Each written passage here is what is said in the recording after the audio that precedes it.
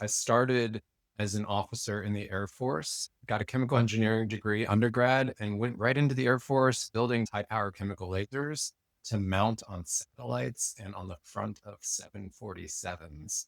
I joke that after 10 years, I just wanted to get back to building things. And so I entered the startup space and have been in that since about 2018. Building lasers and putting them on satellites, like that's necessarily going to get me ready for industry. So the lower level, you got to get that context and that system knowledge so that you can understand how you're flowing your part into the greater. So the first is you need to talk to the end user as fast as possible.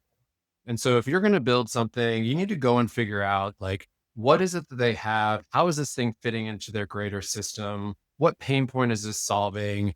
Make sure that it actually is a solution, right? Make sure that you're actually applying those advanced technologies properly in your research so that when you're actually going about it, what comes out of it is not just a paper that people look at and say, that's interesting, but it's something that they want to use as their playbook.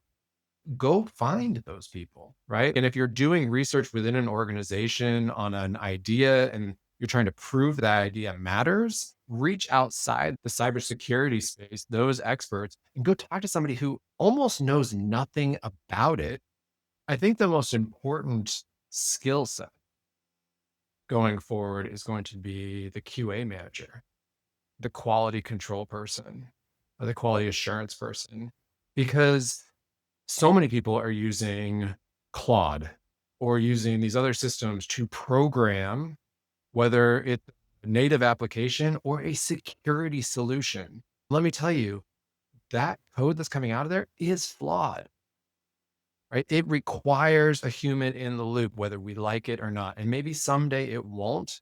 And so now organizations are scurrying to figure out how the heck do I do something with this? How do I bring this in? And how do I do that so it doesn't tank my organization? It doesn't tank my annual recurring revenue. What is the risk of implementing an AI system to my bottom line?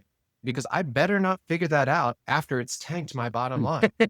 Right. You hear that all the time for AI. You put in garbage, you get out garbage. We're in a world now in the past 10 months where everything I put into one of these LLMs, if I'm not running it locally, I should expect that to show up at some point. But even asking vague questions to a skilled threat actor, they could put together by you asking this question and this question, you're asking about these types of vulnerabilities and how to mitigate them. It's almost like we adopted before we even understood what we had in our hands.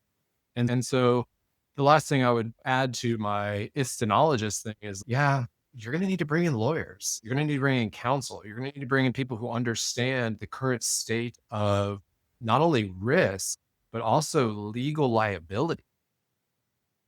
The company that I have right now, it's called Lodic, and it's focused on what we call artificial relational intelligence. And Hmm. so really it's the last mile of AI toward human engagement. Like, when are we going to care as a populace that our use of this easy thing that's available is maybe more risky than this thing that seems like it's on the edge? When are we going to say that's a must have? There are serious ethical, moral, and security concerns to that. Get flagged and removed from the candidate process extremely quickly because of their name, their background, and the schools that they've gone to, because the data that the AI was trained on saw these names, schools, backgrounds as being a minority and therefore not these are the implications that we need to understand as a society. Don't run with your hair on fire yet. Actually dig in, learn how to use those tools effectively, and then teach the people around you who are not experts how those tools can best be used, and keep the human in the loop for almost everything. Every company that is using these tools appropriately and with knowledge about where they belong and where they don't will succeed. And I'll tell you, the 30-year veterans, they're scared, right? How can I keep doing my job? Like I'm gonna be replaced.